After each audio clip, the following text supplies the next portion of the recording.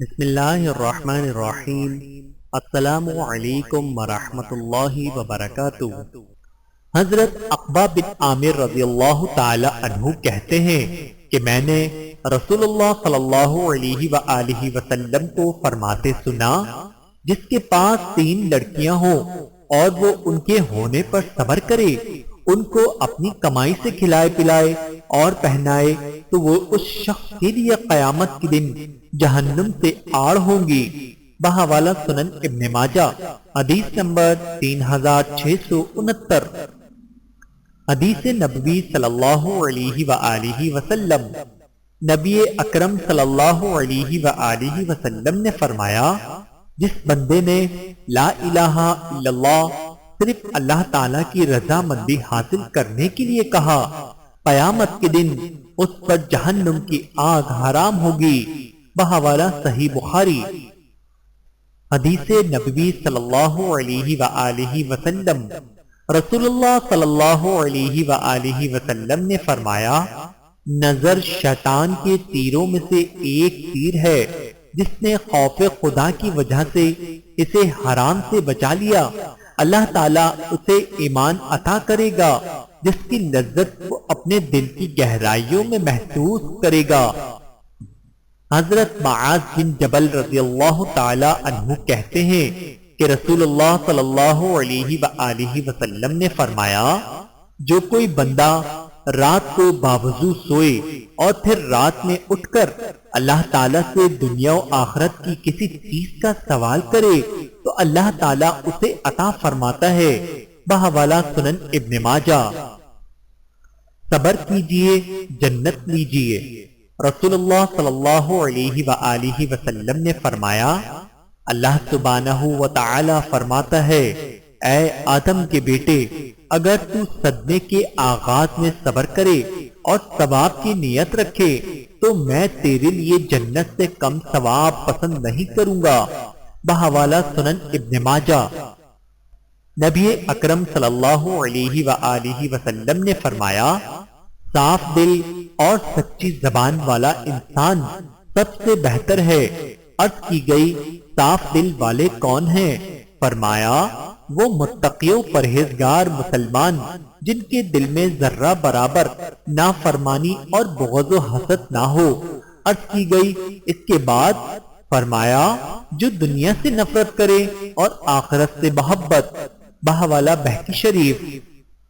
حضرت ابو ہریرہ رضی اللہ تعالی عنہ سے روایت ہے کہ نبی اکرم صلی اللہ علیہ وآلہ وسلم نے فرمایا، سخی آدمی اللہ تعالیٰ سے قریب ہے، جنت سے قریب ہے، لوگوں سے قریب ہے اور جہنم سے دور ہے۔ بخیل آدمی اللہ سے دور ہے، جنت سے دور ہے، لوگوں سے دور ہے اور جہنم سے قریب ہے۔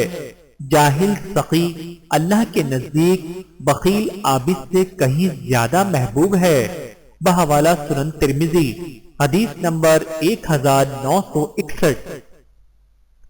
حضرت حذیفہ رضی اللہ تعالی عنہ کہتے ہیں کہ میں اپنے گھر والوں پر زبان درازی کرتا تھا، لیکن اپنے گھر والوں کے سوا کسی اور سے زبان درازی نہ کرتا تھا۔ میں نے اس کا ذکر نبی اکرم صلی اللہ علیہ وآلہ وسلم سے کیا تو آپ نے فرمایا، تم استغفار کیوں نہیں کیا کرتے؟ تم ہر روز 70 بار استغفار کیا کرو۔ بحوالہ سنن ابن ماجہ، حدیث نمبر 3817۔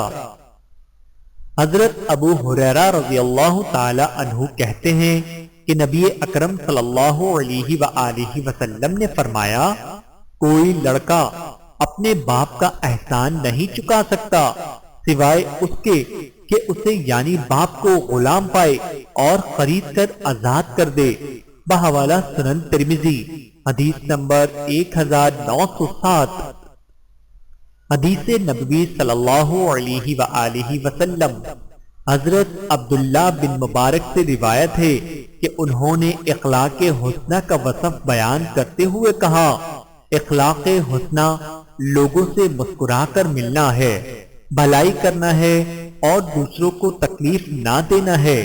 بحوالہ سنن ترمذی، حدیث نمبر 2005۔ حدیث نبوی صلی اللہ علیہ وآلہ وسلم۔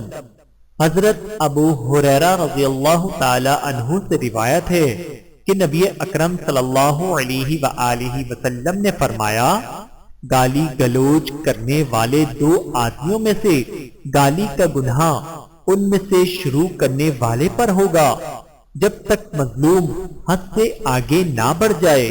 بحوالہ سنن ترمذی، حدیث نمبر 1981۔ حضرت عبداللہ بن عباس رضی اللہ تعالی عنہ کہتے ہیں کہ نبی اکرم صلی اللہ علیہ وآلہ وسلم نے فرمایا، تمہارے لیے یہی گناہ کافی ہے کہ تم ہمیشہ جھگڑتے رہو۔ بحوالہ سنن ترمذی، حدیث نمبر 1994۔ حضرت انس رضی اللہ تعالی عنہ کہتے ہیں کہ رسول اللہ صلی اللہ علیہ وآلہ وسلم نے فرمایا، جس چیز میں بھی بے حیائی آتی ہے اسے عیب دار کر دیتی ہے، اور جس چیز میں حیا آتی ہے اسے زینت بخشتی ہے۔ بحوالہ سنن ترمذی، حدیث نمبر 1974۔ اللہ تعالیٰ سے دعا ہے کہ اللہ تعالیٰ ہم سب کو سمجھنے کی اور عمل کرنے کی توفیق عطا فرمائے۔ آمین ثم آمین۔